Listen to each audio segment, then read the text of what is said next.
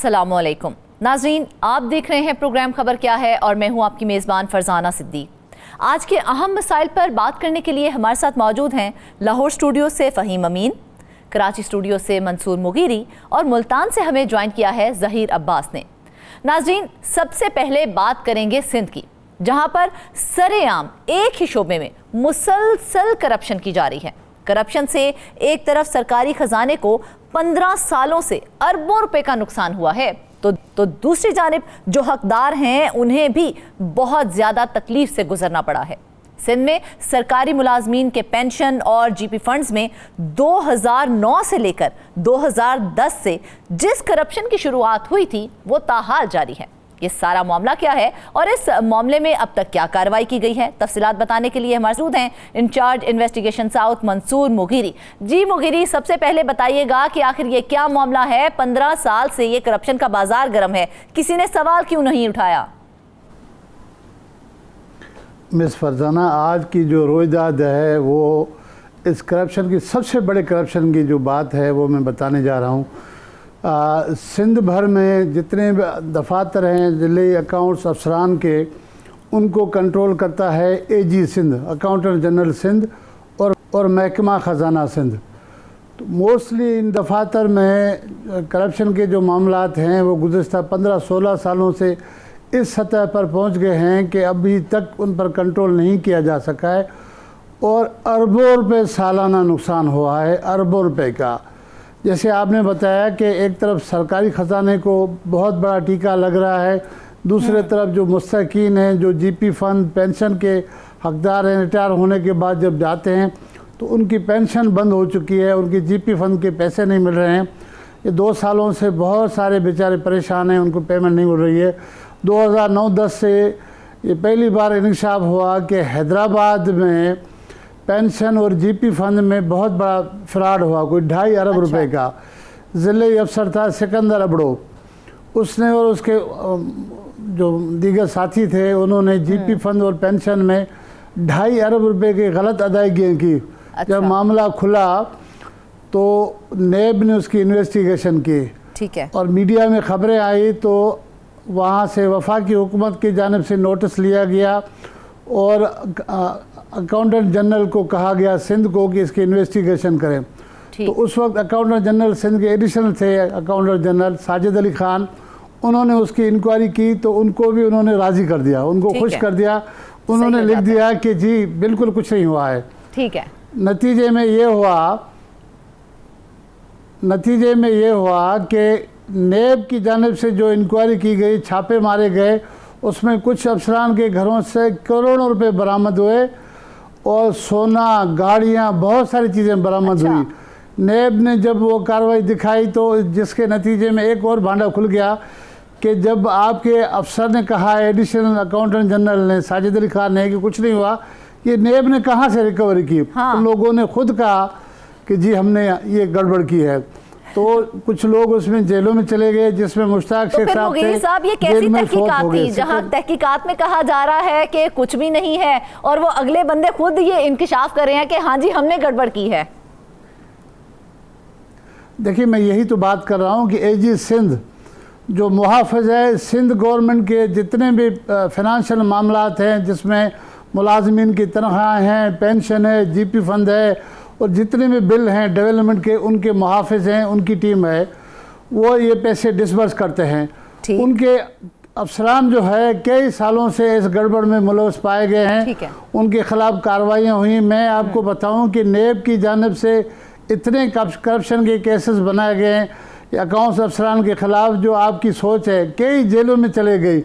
लेकिन अभी हाल ही में 5 अजला के लिए लिखा गया है जहाँ से ये दोबारा मामला खुला है, हैदराबाद, जामशोरो, मटियारी, दादू और नौशरो फेरोज़, कि यहाँ पर जब ये ऑडिट करने के लिए टीम गई तो पेंशन का उन्होंने रिकॉर्ड नहीं दिया। तो फाइनेंस वालों ने अपने अफसरान को लिखा है कि ये रिकॉर्ड फराहम करें, क्यों आप रिकॉर्ड फराहम नहीं करें? तो पता चला है कि एक बार फिर पेंशन में जैली आईडीज़ बनाए गए जो वहाँ के अकाउंट्स अफसरान हैं, हैदराबाद के, जामशोरो के, दादू के, नौशरो फेरोज़ और मटियारी के, انہوں نے جعلی آئی ڈیز بنائے مختلف لوگوں کے نام سے. جعلی آئی ڈیز کا مطلب یہی ہے یعنی کہ وہ جو گھوسٹ ملازمین ٹائپ ہوتے ہیں کچھ اس طرح کی آئی ڈیز بنا کے تو وہ رقم لی گئی ہے ان سے. فرض کریں کہ میرے نام سے مجھے پینشن دکھایا گیا, میرا شناختی کارڈ استعمال کر کے جعلی آئی ڈی بنائی گئی ہے, میرے نام سے کوئی اور تھا, اسی نام کو ایڈ کر کے انہوں نے بنا دیا اور میرا اکاؤنٹ بھی کھلوایا گیا بینک میں. اچھا, وہ پیسے بھی جا رہے ہیں. آپ حیران ہو جائیں گی کہ اس کو پکڑنے پہلے مینول تھا, مینول پہ چلاتے تھے. ٹھیک ہے, تو انہوں نے کہا مینول پہ اب اس کو بند کریں. ایک بہت ہی شاندار سسٹم لیا ہے, سیپ سسٹم کمپیوٹرائز. اب انہوں نے افسران نے اور ملازمین اس کا بھی توڑ نکال دیا. اس سیپ سسٹم میں جن ملازمین کے تنخواہوں کے یا اس کے پیسے جو جا رہے ہیں جی پی کے پینشن کے اکاؤنٹس میں, تو اکاؤنٹس کھلوا دیے گئے ہیں بینکوں میں. کیسے کھل گئے؟ میں 2 سال پہلے کی بات, اوریجنل اکاؤنٹ کھل گئے, اکاؤنٹ میں کروڑوں روپے جا رہے ہیں ان کے سالانہ. اور ایک ایک افسر جو ہے وہ کروڑ پتی ہو گئے, ان کے پاس اتنی بڑی گاڑیاں آ گئی ہیں کہ آپ حیران ہو جائیں گے. مجھے نیب کا ایک افسر بتا رہا تھا کہ حیدرآباد کے 17 یا 18 گریڈ کا کوئی افسر تھا, اس کا گھر حیدرآباد میں اس نے بنایا محل کی طرح. اچھا, 2 ارب روپے سے زائد لاگت تھی. تو ڈی جی نیب اس وقت کے تھے ڈاکٹر نجف قلی مرزا صاحب. جب ان کو اس کا بارے میں بتایا تو وہ خود چلے گئے دیکھنے کے لیے. انہوں نے کہا کہ میں 21 گریڈ کا پولیس گروپ کا افسر ہوں, میرے پاس ایک چھوٹا سا فلیٹ ہے, یہ 17-18 گریڈ کا 2 ارب روپے کا اس نے کہاں سے بنایا ہے. بالکل اس طرح سے بہت سی داستانیں ہیں, ان کے خلاف کارروائیاں ہو رہی ہیں, پھر بھی یہ باز نہیں آ رہے ہیں. اور فنانس کی جانب سے اپنے ملازمین کی نوکریاں ختم کی گئی ہیں, لیکن اے جی سندھ کی جانب سے ابھی تک کوئی خاص کارروائیاں ہمیں دیکھنے میں نہیں آ رہی ہیں. لیکن مغیری صاحب جب یہ معاملہ کھلا, جب یہ معاملہ سامنے آیا کہ جب تحقیقات کی گئی اس وقت تو کچھ سامنے نہیں آیا, لیکن اس کے بعد ملازمین نے خود ہی کہا جی ہاں جی ہم نے کوئی گڑبڑ کی ہے, تو اس کے بعد کوئی تحقیقات کی گئی؟ میں وہی تو بتا رہا ہوں کہ نیب کی تحقیقات میں ملازمین گرفتار ہوئے, جیلوں میں گئے, ریکوریز ہوئی. ٹھیک ہے, ریکوریز ہوئی, ان کے گھروں پہ چھاپے پڑے. جی ہاں ہوئی, ان کی نوکریاں چلی گئیں.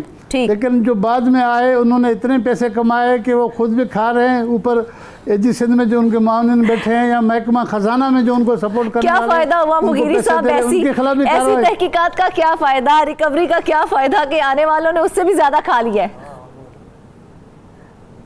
یہ بڑے استاد ہیں, آپ دیکھیں نا, بس یہ سمجھ رہے ہیں کہ کروڑوں روپے کے گیم کر کے نکل جاؤ, نوکری چلی جائے, کوئی بات نہیں, پھر اپنا کاروبار کرو.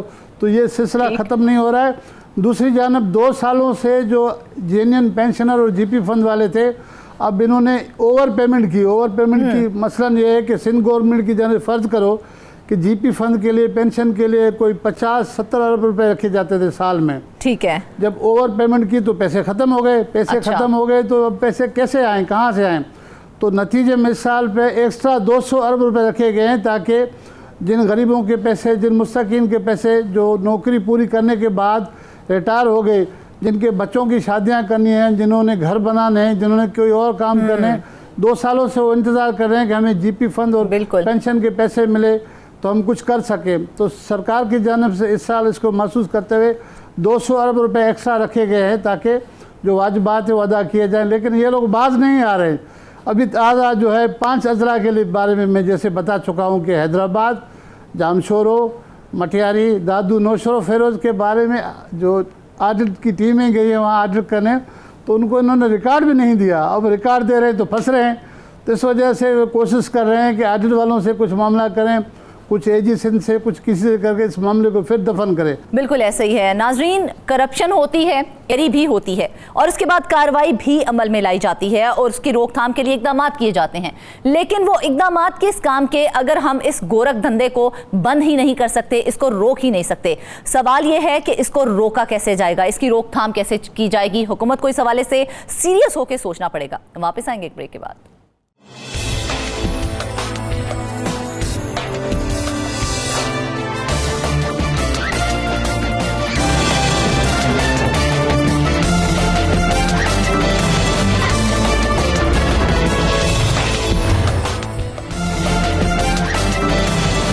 ویلکم بیک ناظرین. سندھ کے بعد رخ کرتے ہیں شہر لاہور کا, جہاں پر شہر بھر میں غیر قانونی تعمیرات کا سلسلہ جاری ہے اور M O planning Lahore Muhammad سلیم اس میں ملوث نکلے ہیں.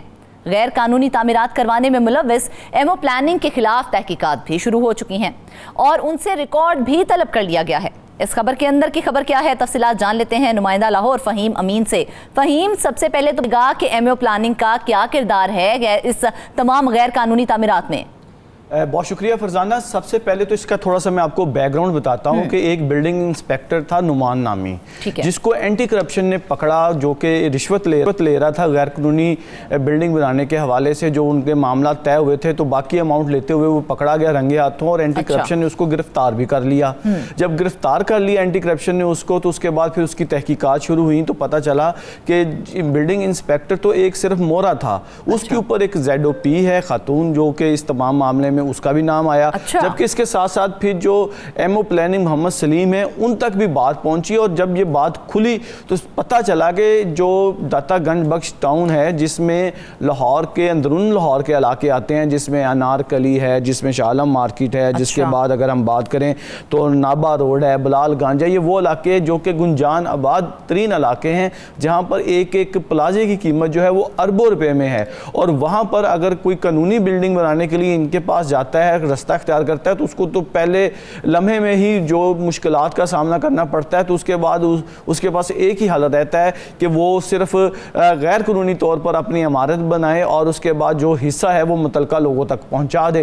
یہ تمام صورتحال جو ہے وہ secretary local government Shakeel Ahmed کے پاس آئی، اور اس کے بعد انہوں نے ایک انکوائری کمیٹی جو ہے وہ بنائی، جس کو سابق جو ہے ایمو پلاننگ یا موجودہ جو سینئر ہیں ایک ایمو پلاننگ جو کہ یہاں پر زرعی حکومت میں تعینات تھے، رائے امتیاز، ان کو جو ہے وہ ٹارگٹ دیا گیا کہ وہ اس تمام معاملے کی انکوائری کریں۔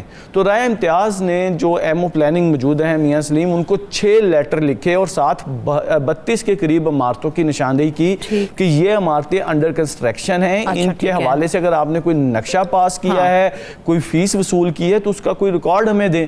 لیکن 6 مراسلے لکھنے کے باوجود اب آخری جو مراسلہ ہے انہوں نے لکھا ہے، اور اس میں انہوں نے کہا ہے کہ جی کہ ہمیں اس کے حوالے سے کوئی نہ کوئی جواب تو دیں آپ، بالکل کہ بھی کہ ان بلڈنگز کے حوالے سے کچھ کوئی تفصیل ہے۔ تو ابھی تک ان کو کوئی جواب نہیں دیا گیا، اور اس کا واضح اشارہ یہ ہے کہ ان کے پاس فی الوقت اس کا کوئی جواب ہی نہیں ہے کہ یہ جو 32 غیر قانونی بلڈنگز بن رہی ہیں، ان کے اوپر کسی قسم کی کوئی ریونیو کلیکشن ہوئی ہے، کوئی نقشہ پاس کیا گیا ہے، کسی قسم کا کوئی ریکارڈ نہیں دیا جا رہا۔ آپ یہاں سے دیکھ لیں تو کہ یہ جو 32 تمام غیر قانونی تعمیرات ہیں، اس کے اندر ایمو پلاننگ ان تمام غیر قانونی تعمیرات میں ملوث ہیں، ان 32 کی 32؟ دیکھیں جی، جو اس کی ہرارکی ہے وہ تو یہی ہے کہ سب سے نیچے بلڈنگ انسپیکٹر ہے، اس کے بعد ZOP پلاننگ ہے، اس کے بعد پھر ایمو پلاننگ ہے۔ تو ایمو پلاننگ جو ہوتا ہے اس نے نقشوں کی باقاعدہ منظوری دینی ہوتی ہے، اور اس کے پاس اس ریکارڈ کا موجود ہونا ضروری ہے، تاکہ اگر کوئی ریکارڈ، اگر آپ کے پاس ریکارڈ نہیں ہے اور آپ کوئی بلڈنگ بن رہی ہے تو غیر قانونی اگر بلڈنگ بن رہی ہے تو اس کو بھی روکنے کی ذمہ داری تو انہی کی تھی، اور یہ روکنے کے لیے تیار نہیں، اور اس کے اوپر پھر انکوائری ہوئی ہے، اور ہماری ذرائع سے بات ہوئی تو ان کا یہ کہنا ہے کہ جو رائے امتیاز ہیں وہ تو انکوائری کرنا چاہ رہے ہیں، لیکن ان کے ہاتھ اس لیے باندھے جا رہے ہیں کہ پیچھے سے جواب ہی نہیں آ رہا۔ اس لیے انہوں نے کہا ہے کہ جی کہ ہم لوگ پھر چیف ٹاؤن پلانر جو ہیں، چیف میونسپل آفیسر جو ہیں، اور ایڈمنسٹریٹر لاہور DC جو لاہور بھی ہیں رافع حیدر، ان کو بھی وہ مراسلہ لکھیں گے اب، تاکہ ان کے علم میں بھی لایا جائے کہ یہ جو بلڈنگز غیر قانونی طور پر بن رہی ہیں، اس کے حوالے سے ریکارڈ جو انکوائری کمیٹی مانگ رہی ہے اس کو فراہم کیا جائے۔ اب اگر آپ یہ دیکھ لیں کہ 32 بلڈنگز تو یہ ہوگی، ابھی تو انہوں نے مزید انکوائری کرنی ہے کہ جو نو کمپاؤنڈیبل، یہ 32 تو وہ ہے نا جو انکوائری کے بعد سامنے آئی ہیں، اس کے علاوہ کتنی ہیں ابھی ان کا حساب ہونا باقی ہے؟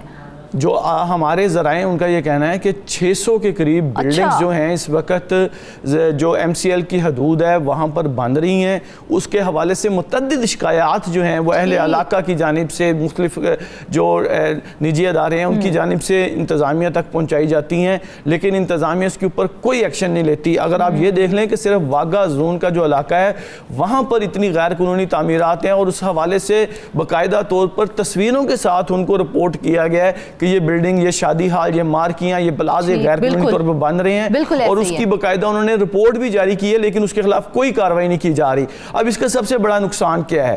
سب سے بڑا نقصان یہ ہے کہ ایک تو سرکار کو ریونیو کی مد میں نقصان ہو رہا ہے، دوسرا اس کا نقصان یہ ہے کہ جو بلڈنگ بنائی جا رہی ہے جس کا نقشہ پاس نہیں کروایا جا رہا، جب نقشہ پاس نہیں کروایا جائے گا تو اس بلڈنگ میں نہ تو بنیادی ضروریات ہوں گی، نہ وہاں پر فائر سسٹم لگے گا، نہ ایگزسٹنگ سٹیئرز ہوں گی، نہ کوئی ایس او پیز جو حکومت کی جانب سے مقرر کی گئی کسی بلڈنگ کو بنانے کے لیے، اور پارکنگ کے حوالے سے بھی جو ایس او پیز ہیں اگر اس کے اوپر بھی عمل درآمد نہیں کروایا جائے گا تو اس بلڈنگ کے اوپر تو پھر وہ جو بلڈنگ بنانے والا ہے وہ تو اپنے شاید 50-40 جتنے بھی لاکھ بچانا چاہے بچا لے گا، لیکن لوگوں کی زندگیاں بھی اس حوالے سے خطرے میں ڈال جائیں گی۔ لائف ایٹ رسک آ جائے گا نا جب اس کے اندر بیسک ضروریات جو ہیں وہی نہیں ہوں گی جو ایک بلڈنگ کے اندر ہونی چاہیے۔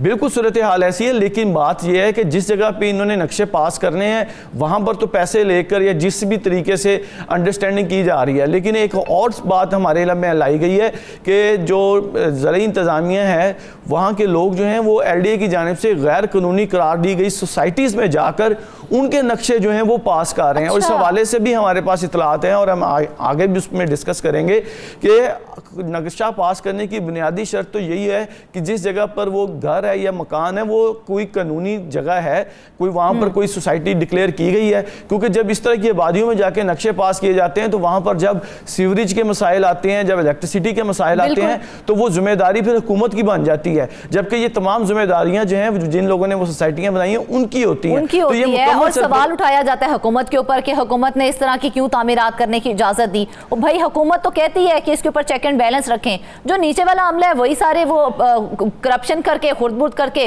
وہ ایسی غیر قانونی جو ہے تعمیرات وہ کر دیتے ہیں۔ بالکل آپ نے درست فرمایا، اور اس کا ساتھ جو سب سے بڑا مسئلہ ہے کہ یہ جو غیر قانونی بلڈنگز، غیر قانونی فارم ہاؤسز اور غیر قانونی جو پلازے بن رہے ہیں، یہ لاہور کا جو ایک کوئی ماسٹر پلان بنایا گیا تھا یہ تو سیدھی سادھی اس کی بھی خلاف ورزی کر رہے ہیں، کیونکہ ماسٹر پلان بنانے کا مقصد یہ ہوتا ہے کہ جس جگہ پر آپ کوئی فیسیلیٹی ریزیڈنٹل ایریا بنا رہے ہیں تو اس کا انوائرمنٹ اور اس کی جو لوکیشن، اس کی اپروچ جو ہے، اس کی جو سڑکیں وہ رہائشی علاقے کے مطابق بنائی جاتی ہیں، لیکن اگر آپ رہائشی علاقوں میں کمرشل بلڈنگز بنوانا شروع کر دیں گے تو وہاں پہ ایک تو اس کا سیوریج سسٹم بیٹھ جائے گا، کیونکہ ایک جو چیز ہے 2000 لوگوں کے لیے بنائی گئی ہے اور وہاں پہ آپ نے ملٹی سٹوری بلڈنگز بنا دی ہیں، اگر تو قانونی طور بنائی ہیں تو چلیں اس کا کوئی پراپر طریقہ کار ہوتا ہے، اگر غیر قانونی طریقے سے بن گئی ہیں تو وہ 2000 کی جگہ 3000 لوگ جب اس فیسیلٹی کو استعمال کریں گے وہاں پہ ٹریفک کا مسئلہ ہوگا، وہاں پہ پانی کا مسئلہ ہوگا، وہاں پہ سیوریج کا مسئلہ ہوگا، وہاں پہ الیکٹریسٹی کا مسئلہ ہوگا۔ تو اس لیے یہاں پر صورتحال یہ ہے کہ اگر ایک انکوائری جو ہے وہ ہو رہی ہے تو اب جو زرعی انتظامیہ ہیں، جو ایڈمنسٹریٹر لاہور رافع حیدر ہیں، ان کا بھی اب بنتا ہے کہ فوری طور پر اس انکوائری کو کنکلوڈ کیا جائے۔ آپ کو یہ بھی میں بتا دوں کہ لوکل گورنمنٹ جو ڈپارٹمنٹ ہے وہاں پر ان 9 زونز ہیں لاہور کے، جس میں 7 زونز میں خواتین تعینات ہیں، 2 میں مرد زیڈ او پی تعینات ہیں، اور ان لوگوں کے خلاف لاتعداد انکوائریاں جو ہیں وہ ڈی جی انسپیکشن کے پاس پڑی ہوئی ہیں، اور ان میں سے 95% انکوائریاں جو ہیں وہ ہولڈ کر لی جاتی ہیں، اور ہولڈ کر کے وہ کئی سال پڑی رہتی ہیں اور اس کا کوئی کنکلوژن نہیں نکلتا، کیونکہ اگر ایک بندہ ایک غیر قانونی بلڈنگ بنا، ریٹائرمنٹ کا وقت آ جاتا ہے اس وقت تک وہ پینڈنگ پڑی ہوتی ہیں۔ بالکل یہی صورتحال ہے کہ ڈی جی جو ہے انسپیکشن، ان کے پاس باقاعدہ طور پر ایک مافیا ہے ان کے نیچے جو ان انکوائریز کو منطقی انجام تک نہیں پہنچاتا۔ اگر ان کو اینڈ تک لے کے جایا جائے تو ان میں سے جتنے لوگ لاہور میں تعینات ہیں سب کے خلاف پیڈا ایکٹ کی کارروائی ہوگی، کیونکہ انہوں نے کروڑوں روپے ان غیر قانونی عمارتوں کی تعمیروں سے بنائے ہیں۔ جی اچھا فہیم، ایک اور چیز بتائیے کہ کم و بیش 600 غیر قانونی تعمیرات کا آپ نے ذکر کیا کہ جو ہیں، لیکن جس میں سے 32 ابھی تک سامنے آئی ہیں، یہ انڈر کنسٹرکشن ہے۔ ہاں، یہ وہ 600 تو وہ ہیں جو کہ بن چکی ہیں۔ اچھا، یہ 32 جو ہیں یہ انڈر کنسٹرکشن بلڈنگز ہیں جن کا انہوں نے کہا جی کہ ان کا بتائیں آپ نے نقشہ پاس کیا ہے، اگر نقشہ نہیں پاس کیا تو ان کو گراتے کیوں نہیں ہیں؟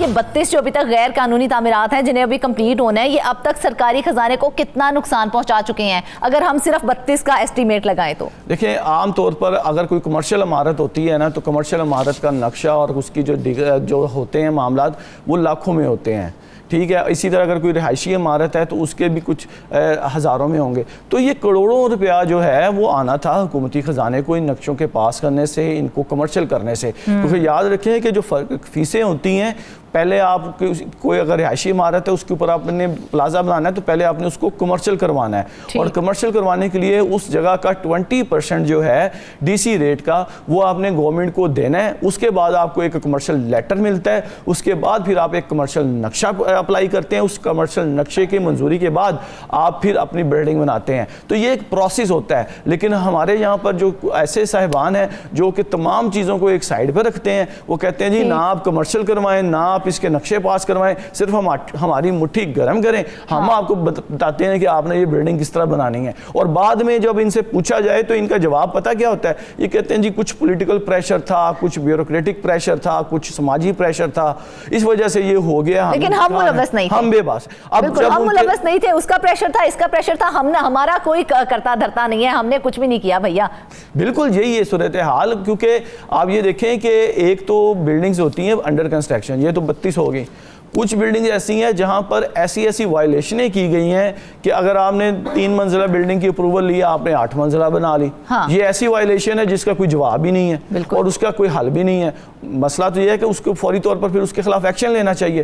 اس طرح کے ایکشن جو ہیں وہ نہیں لیے جاتے. صرف کہا جاتا ہے جی کہ ہر مہینے ہمارے لوگ آ رہے ہیں جا رہے ہیں, ان کو آپ نے خوش رکھنا ہے. اور اندرون لاہور عموماً آپ کو جو ٹریفک کے مسائل پہ درپیش نظر آتے ہیں, وہاں پر جو سیوریج اور وہاں پر جو الیکٹریسٹی کے ایشوز نظر آتے ہیں, کیونکہ وہاں پر جو قانونی طور پر جو چیزیں ہوتی ہیں, قانونی طور پر جو وہاں پر ریسورسز ہوتے ہیں, ان کو تو قانونی چیزوں کے لیے خرچ کیا جاتا ہے. جو غیر قانونی چیزیں ہیں وہاں پر تو نہیں نہ کیا جا سکتا. تو اس لیے یہ صورتحال ہے. فہیم, 2 نام سامنے آئے جن میں جو ہے Lahore M O planning Lahore Muhammad Salim ہے اور اس کے ساتھ ساتھ انسپیکٹر نعمان تھے.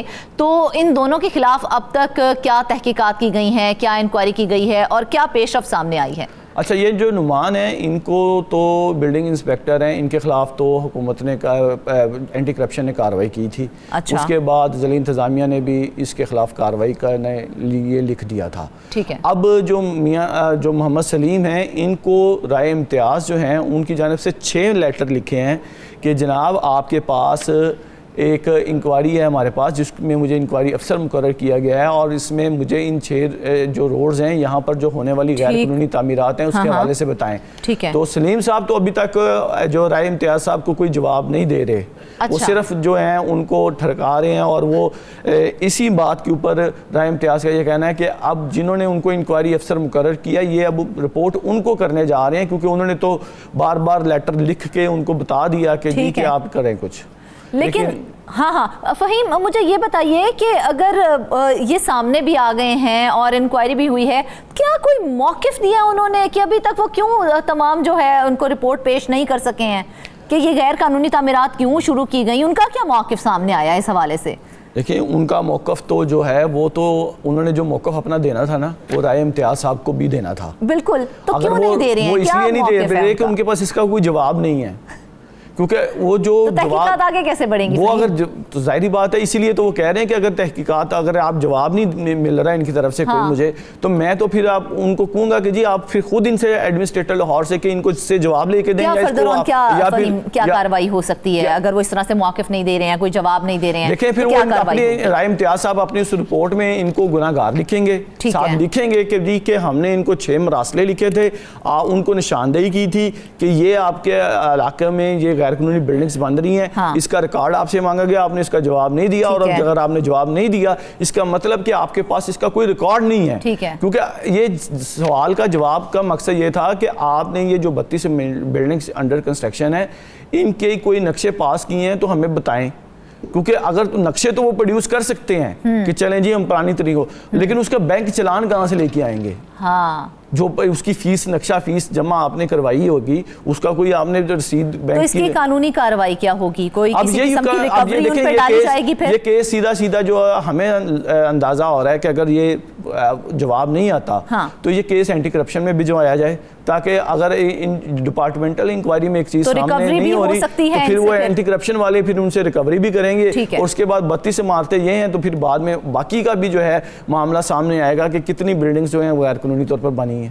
मतलब फिर उन तमाम बिल्डिंग्स का भी हिसाब किताब जो है वो भी खाता खुल जाएगा फिर उनका? बिल्कुल बिल्कुल खुलेगा, क्योंकि इस तरह की सूरत हाल ये है कि समनाबाद, नश्तर टाउन, वाघा जोन, इन तमाम इलाकों में लातदाद जो हैं वो बिल्डिंग्स जो हैं वो बन रही हैं, कुछ बन चुकी हैं। जो मैंने आपको डाटा दिया है, शेयर किया है, ये 600 के करीब बिल्डिंग्स का डाटा जो है वो मुख्तलिफ ज़राए से इंतज़ामिया तक भी पहुंचा हुआ है, और उसके हवाले से उसकी बाकायदा रिपोर्ट भी हुई है, सर्वेस भी हुए हैं, तस्वीरों के साथ वो जगह वहाँ पर मौजूद हैं जो कि गैर कानूनी तौर पर बनाई गई हैं। अभी तो ये आप अंदाज़ा लगा लें कि ये सिर्फ एक दाता गंज बख्श टाउन का मामला है, और दाता गंज बख्श टाउन जो है वहाँ पर ये सूरत हाल है।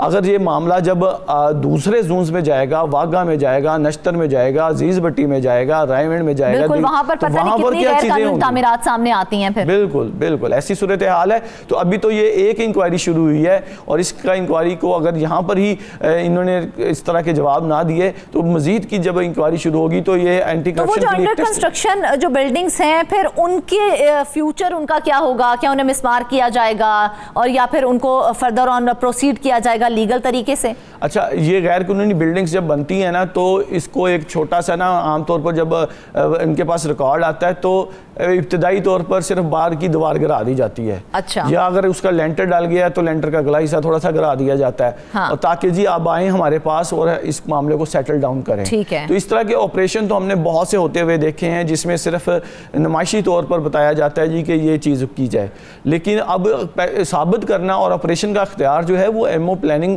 के पास होता है कि गैर कानूनी बिल्डिंग को मस्मार करने का।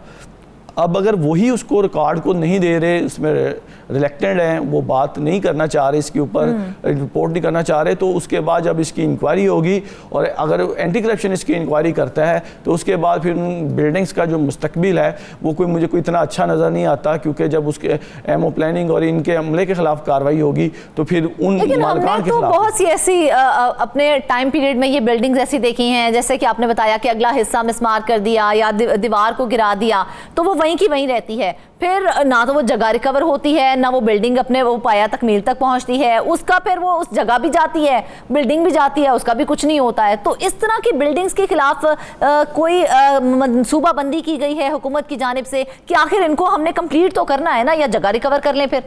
देखिए, इसमें जब भी कोई गैर कानूनी बिल्डिंग बनती है ना तो इनका तरीक़ाकार ये होता है कि जो मुतलका महकमा है ना वो वहाँ पर नोटिस सर्व करता है कि आपने ये बिल्डिंग बनानी शुरू की है, आया आपके पास इसका कोई नक्शा है, आया आपने इसके खिलाफ अगर कोई कमर्शियल बिल्डिंग बना रहे हैं तो आपने इसके ऊपर कोई कमर्शलाइजेशन करवाई है, या आपने जो इसके ऊपर सेट स्टैंडर्ड्स हैं वो आप उसको पूरे कर रहे हैं।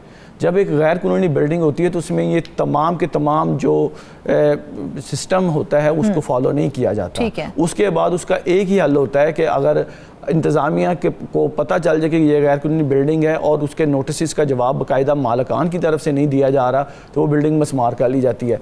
लेकिन यहाँ पे माफिया इस कदर स्ट्रॉन्ग है कि मैं आपको बताऊँ कि एक गैर कानूनी बिल्डिंग जो है वो गिराने के लिए यहाँ पर सीनियर अफसर वहाँ पर मौके पर मौजूद थे। तो बड़ा ज़बरदस्त और दिलचस्प वाक़या है कि जो मशीनरी लेके जाने वाला इन्फोर्समेंट इंस्पेक्टर था, उसने रास्ते में मशीन ही ख़राब कर दी।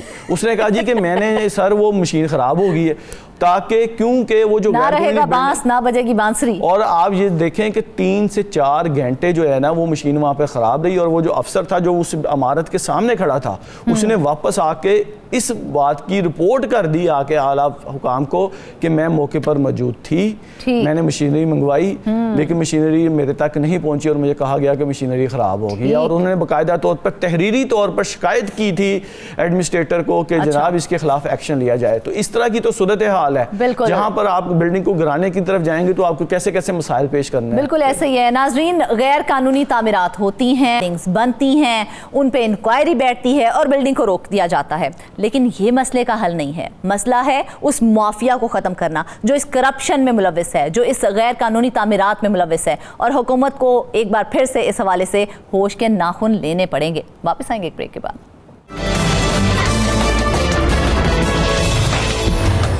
वेलकम बैक नाज़रीन, आखिर में बात कर लेते हैं शहर मुल्तान की, जहां पर वाटर एंड सैनिटेशन एजेंसी यानी कि वासा इंतजामिया की मुबैना गफलत से सरकारी खजाना करोड़ों रुपए की आमदन से महरूम हो गया है। शहर के अहम तरीन कारोबारी मरकज गुलगश्त में वाक़या कमर्शियल अराजी की नीलामी नहीं हो सकी है और वासा की 4 کنال کمرشل اراضی کی نیلامی گزشتہ 4 سالوں سے ہی مسلسل التوا کا شکار بھی ہے۔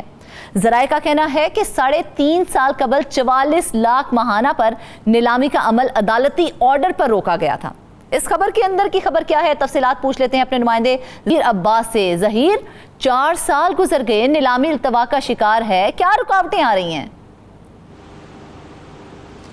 جی، جو سب سے بڑی رکاوٹ ہے وہ اس اراضی کا قیمتی ہونا ہے، کیونکہ یہ جو اراضی ہے یہ ملتان کا جو اہم کاروباری مرکز ہے گلگشت، وہاں پر واقع ہے۔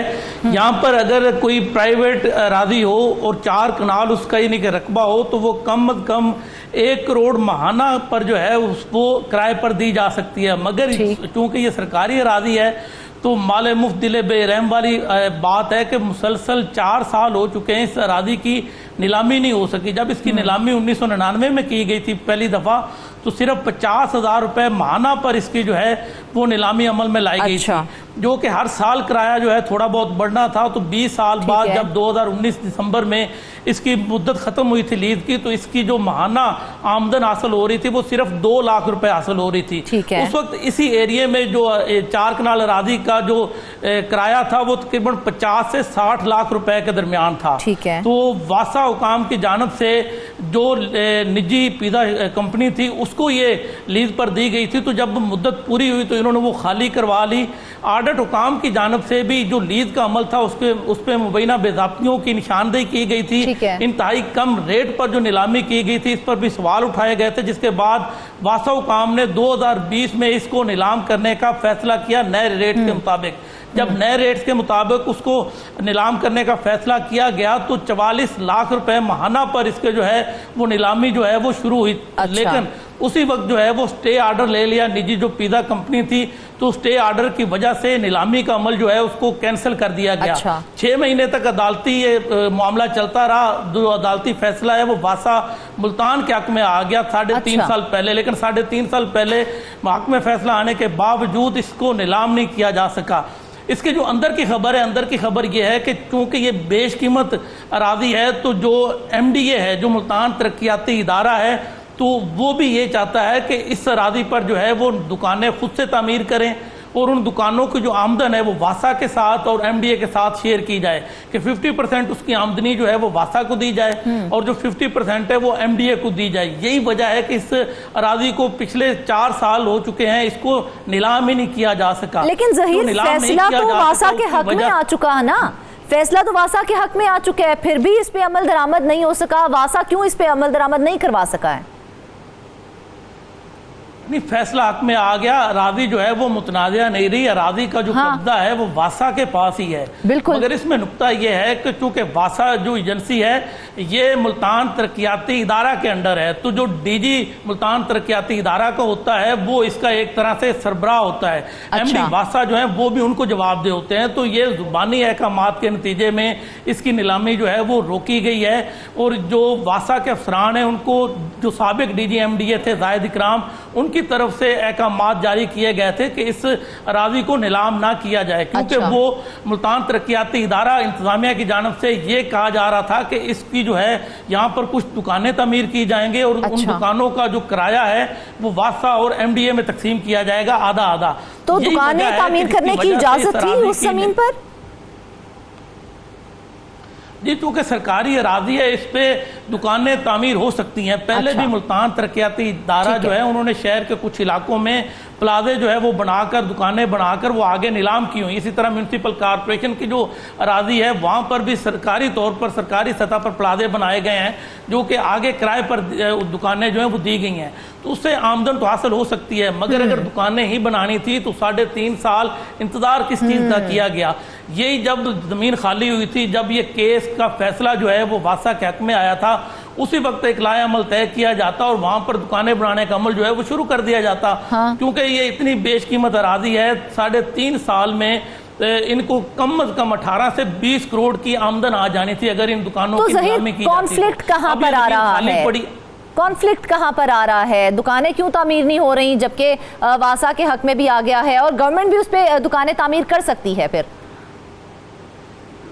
جی وہ بات یہ ہے کہ جو بھی واسا ہے یا ایم ڈی اے ہے، ان کے سربراہ مسلسل جو ہیں وہ تبدیل ہوتے رہتے ہیں۔ اچھا۔ ڈاکٹر زاہد اکرام کا جیسے ملتان سے تبادلہ ہوا تو اس کے بعد اس اراضی پر آگے کوئی پیش رفتی نہیں ہو سکی کہ اس پہ دکانیں بنانی ہے، اس کو نیلام کرنا ہے۔ اچھا۔ جو سابق ایم ڈی اے واسا ہے ان کا بھی تبادلہ ہو چکا ہے، چودھری دانش کا، تو نئے ایم ڈی جو ہیں وہ واسا میں آئے ہیں، تو اب وہ فیصلہ کریں گے کہ اس اراضی کا کرنا کیا ہے۔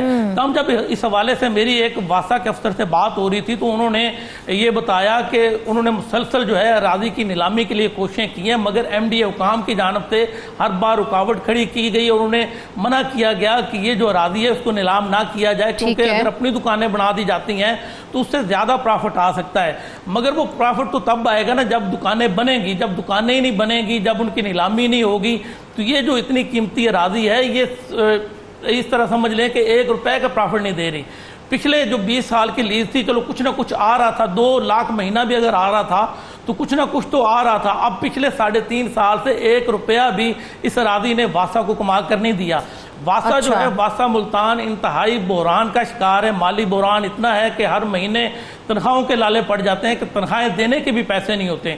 جس ادارے کے پاس تنخواہیں دینے کے بھی پیسے نہ ہوں وہ ادارہ اس طرح کی قیمتی اراضی جو ہے اس کی نیلامی التوا میں ڈالے تو یہ سمجھ نہیں آتی کہ وہ کرنا کیا چاہتے ہیں۔ تو اس حوالے سے ظہیر آپ نے بتایا کہ وہ پیزا کمپنی جس کو کہ یہ اراضی لیز پر دی گئی تھی وہ 20 سال کے لیے دی گئی تھی، اور لیز کی مدت ختم ہونے کے بعد پھر پارٹی کا کیا موقف تھا، کس بنیاد پر جو ہے وہ اس نے سٹے لیا تھا؟ جی یہ واسا کے کچھ افسران ہی تھے جو کہ پیزا کمپنی کے ساتھ اٹیچ تھے، انہیں قانونی جو ہے وہ رائے دکھاتے تھے کہ اس طرح سے جو ہے اگر آپ رکاوٹ ڈالیں تو اس کی نیلامی کا عمل رک سکتا ہے۔ وہ کلیم یہی کر رہے تھے کہ پچھلے 20 سال سے لیز پہ ہمارے پاس ہے تو ہمیں لیز پہ دوبارہ دیا جائے، لیکن وہ جو کرائے کی رقم بتاتے تھے وہ رقم انتہائی کم بتاتے تھے۔ اسی دوران ایک ٹھیکیدار ملتان کے ہیں، انہوں نے جب 44 لاکھ روپیہ اس کے لگایا تو اس کے بعد انہوں نے سٹے لیا، کیونکہ اتنی بڑی رقم وہ دینا نہیں چاہتے تھے، وہ معمولی رقم پر ہی یہ جو اراضی ہے اس کو دوبارہ لیز پر حاصل کرنا چاہتے تھے۔ یہی وجہ ہے کہ جس کے بعد وہ سٹے پر چلے گئے تھے، عدالت میں معاملہ چلتا رہا، عدالت سے واسا کے حق میں فیصلہ آیا، لیکن فیصلہ آنے کا بھی کوئی فائدہ نہیں ہوا کہ واسا کی جانب سے اس اراضی کی نیلامی کے لیے کوئی اقدامات نہیں اٹھائے گئے۔ یہ تو ایک ہے کمرشل اراضی جس کی نیلامی نہیں ہو سکی۔ واسا کی 19 کنال ایسی اراضی ہے شہر کے مختلف علاقوں میں جس پر بااثر افراد نے قبضے کیے ہوئے ہیں۔ 6 سال پہلے ضلع انتظامیہ نے وہ قبضے واگزار کروانے کے لیے واسا کو جو افرادی قوت ہے وہ بھی فراہم کی تھی، کچھ ملازمین کی ڈیوٹیاں بھی لگائی گئی تھی، مگر واسا کے جو افسران ہیں وہی رکاوٹ بنے۔ انہوں نے مختلف جواز جو ہیں وہ پیش کر کے اس اراضی کو بھی واگزار نہیں کروایا، جس کی وجہ سے واسا جو ہے وہ مسلسل بحرانوں سے دوچار ہے۔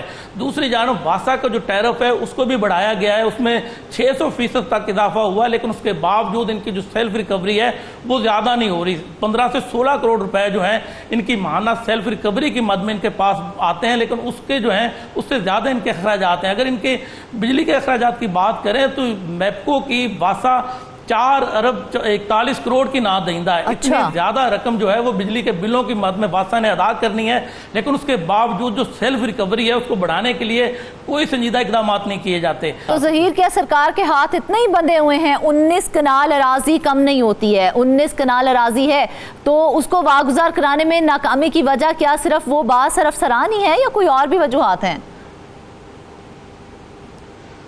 جی آپ دیکھیں نا کہ جب بااثر افراد جو ہیں ان کی پشت پناہی سیاسی افراد کی ان کو حاصل ہو، ساتھ جو واسا کے افراد ہیں یہ بھی مل جائیں تو بتائیں کارروائی کرے گا کون؟ یہ جو رپورٹیں ہوتی ہیں ان کو فائلوں میں دفن کر دیا جاتا ہے، جس کی وجہ سے کسی طرح کا کوئی ایکشن سامنے نہیں آتا۔ مطلب سرکار کی دشمن ہے میں بڑے زور جی ایسے ہی لگتا ہے نا کہ آپ دیکھیں کہ جب سرکاری اراضی پہ قبضے ہیں تو اس کو واگزار کروانے کے لیے آپ کو ضلع انتظامیہ کی طرف سے بھی مدد فراہم کر دی گئی، آپ کو پولیس کانسٹیبل جو ہیں وہ بھی فراہم کر دیے گئے، اس کے باوجود آپ وہ سرکاری اراضی واگزار نہیں کروا سکے، تو آپ اس میں دیکھیں کہ کس کی نالائکی ہے۔ دوسری جانب کچھ ایسے بھی لوگ ہیں جنہوں نے قبضے کیے ہوئے ہیں، انہوں نے بھی عدالت سے سٹے لے رکھے ہیں۔ جب واسا کو ہم سے اس حوالے سے پوچھتے ہیں تو وہ کہتے ہیں جی معاملہ کورٹ میں ہے، جب تک کورٹ کوئی فیصلہ نہیں کرے گی ہمارے ہاتھ بندے ہیں۔ تو یہ جو ان کو مشورے ہیں عدالتوں میں جانے کے یہ بھی واسطہ افسران کی طرف سے دیے جاتے ہیں۔ بالکل ظہیر، دیکھا جائے تو سرکاری ملازمین ہی سرکاری خزانہ لوٹ رہے ہیں، اسے نقصان پہنچا رہے ہیں، لیکن اس کا بوجھ عام عوام پر، غریب عوام پر آ رہا ہے۔ ناظرین، آج کے پروگرام سے بس اتنا ہی۔ آپ سب مہمانوں کا بہت شکریہ۔ مزید اہم موضوعات کے ساتھ دوبارہ سے حاضر ہوں گے۔ اجازت دیجیے، اللہ حافظ۔